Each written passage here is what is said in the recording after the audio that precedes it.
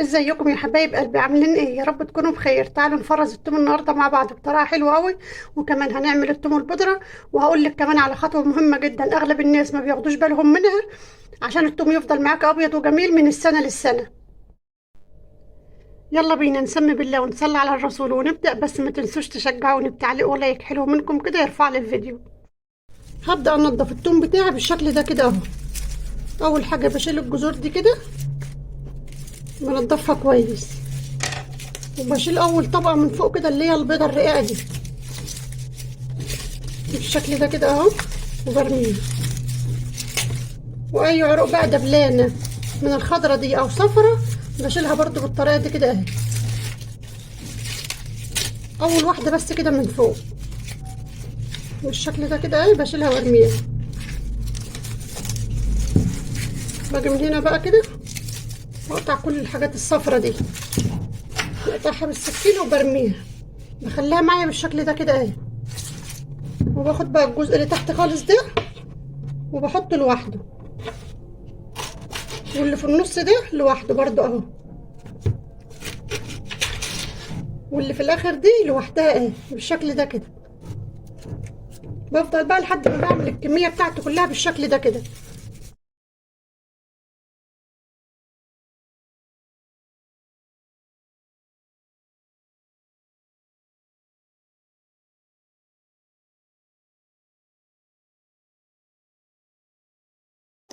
بعد ما نضفت التوم كله تعالى اقول لكم بقى هنعمل ايه. ده الجزء اللي من تحت خالص في العروق ده انا بحطه في كيس او بحطه في برطمان وبشيله في التلاجة بعينه في الفريزر. ده بيبقى بديل الكرات الافرنجي اللي هو بيبقى ليه راس ده، وبديل الكرفس. ده بيبقى حلو قوي في الشوربه، بتاخدي منه حته واحده بس وبتحطها في الشوربه بتاعتك بتخلي ريحتها حلوه. عبيت في كيس بالشكل ده كده او في برطمان زي ما قلت لكم، وبقفل الكيس كويس وبدخله الفريزر بالشكل ده كده اهو. ودي بقى الحته اللي هي بتبقى فوق خالص ايه جنب الراس، باخدها برضو بقطعها بالشكل ده كده اهو. بطلع الحته الناشفه اللي فيها قوي دي اهي وبرميها، وبفرغ الورق واحده واحده بالشكل ده كده اهو. بالطريقه دي كده بعملهم بقى كلهم بالشكل ده كده، وبفرشهم على صاج بالطريقه دي كده اهو، مع برضو اللي هيطلع من الراس.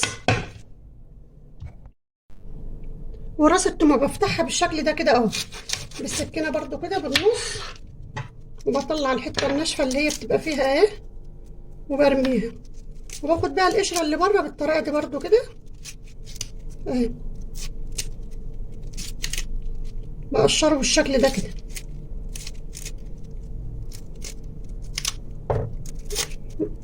باخد الطبقه البيضاء اهي اللي بره كلها اهي، ونضف التوم بتاعه كله بالطريقه دي بقى كده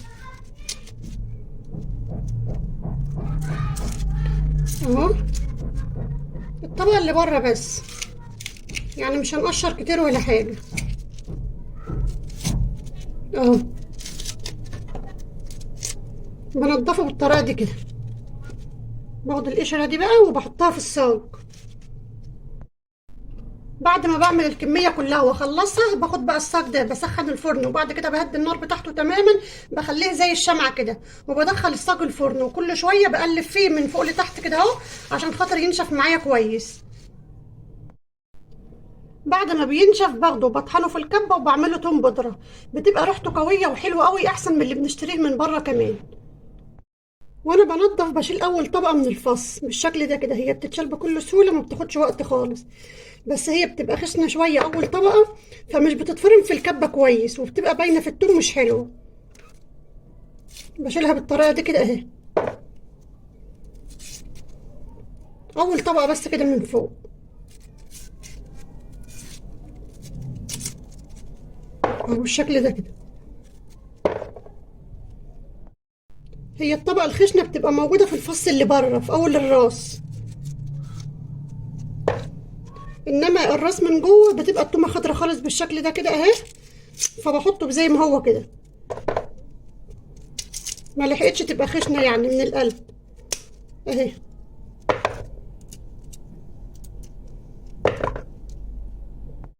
ما بحبش اتكلم او ارغي كتير في الفيديوهات، بس غصب عني ببقى عايزه اوضح كل تفصيل عشان خاطر بناتنا الحلوين سنه اولى مطبخ. ودي العيدان اللي في النص هفرمها بالسكينه بالشكل ده كده الاول عشان تبقى سهله معايا في الكبه. قطعتهم بالسكين عشان يتفرموا كويس معايا في الكبه، واخد نص الكميه.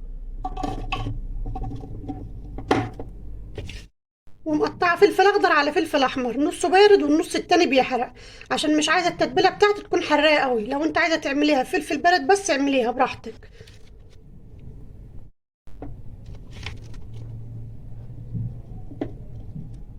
ضفت كمان معلقه كبيره من الملح. ولو انت بتفرمي كميه اكبر من بتاعتي يبقى هتضيفي الملح على حسب الكميه اللي انت بتفرميها.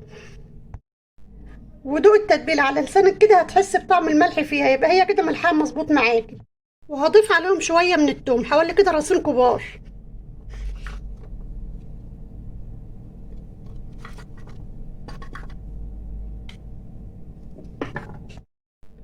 هضيف لهم 4 معالق كبار من الزيت.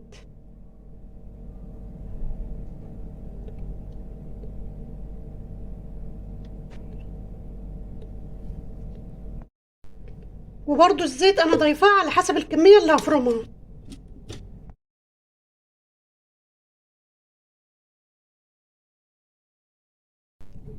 وادي التتبيله بعد ما فرمتها ريحتها قويه جدا.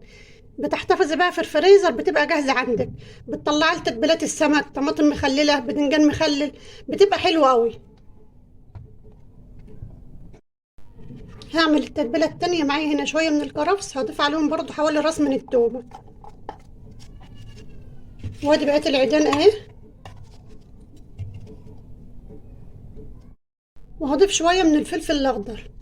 والكميات هنا زي ما قلت لكم على حسب كميه التوم اللي انت بتفرميها، على حسب كميه العيدان اللي انت بتفرميها. وهضيف برضو معلقه كبيره من الملح. والملح والزيت اساسي معانا في كل التتبيلات. هضيف برضو 4 معالق كبار من الزيت.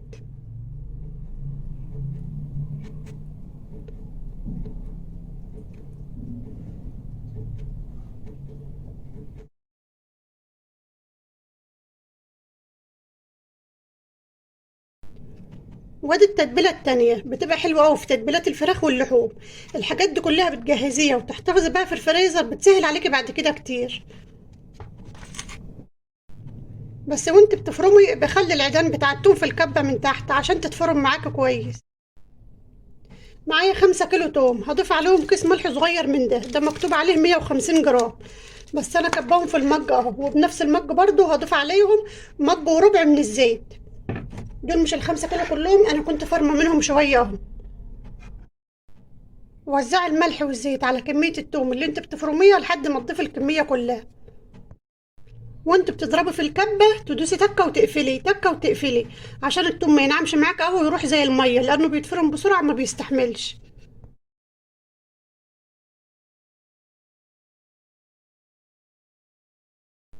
وادي القشر بعد ما نشفته في الفرن، وخدوا بالكم هو بيتحرق بسرعه، يعني تبقى مهديه الفرن بتاعك مخليها زي الشمعه، لانه مش بيستحمل. وكل شويه تقلبي فيه زي ما قلت لك. ولو لقيتي فيه حاجه غمقت بالشكل ده كده اهو، شيليها منه وارميها.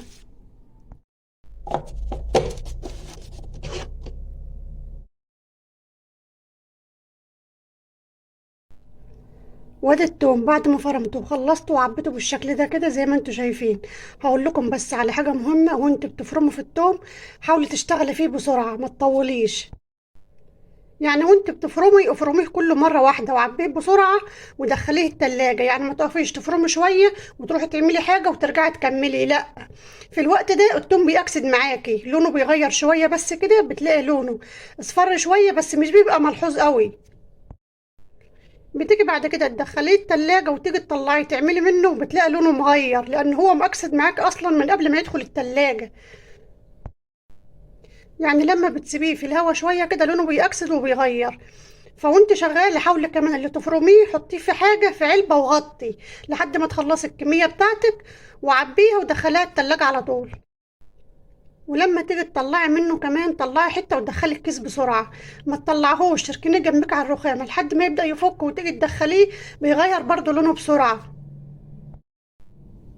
وادي التوم البودره بعد ما ضربته في الكبه اهو، شايفين ناعم وجميل ازاي؟ تشم ريحته كده، ريحه التوم قويه فيه، يعني المعلقه الصغيره منه بمعلقتين اتنين من اللي احنا بنشتريه من بره. اللي احنا بنشتريه من بره ما بيبقاش فيه اي ريحه خالص للتوم. وانت بتطحنيه في الكبه كل ما يتكسر معاكي وقفي الكبه وافتحيها، وزوديها كمان شويه من قشر التوم، لان هو بيبقى هايش قوي وخفيف. طول ما هو هايش وخفيف كده في الكبه ما بيطحنش معاكي بسرعه. كل الكبه ما تبقى ملانه معاك او مكبوسه بينطحن معاك بسرعه وبينعم بسرعه. ما تقلقيش، زي ما قلت لك هو بيبقى خفيف مش هيعمل حاجه للكبه. وبعد ما بطحنه كله واخلصه بنخله من مصفى ضيقه بالشكل ده كده عشان يبقى ناعم وحلو معايا، زي ما انتوا شايفين كده اهو. شايفين الله اكبر ناعم ازاي؟ ولو وصلت معايا لحد هنا ما تنسيش تدعميني بلايك حلو كده وتعليق تصلي فيه على النبي يرفع لي الفيديو.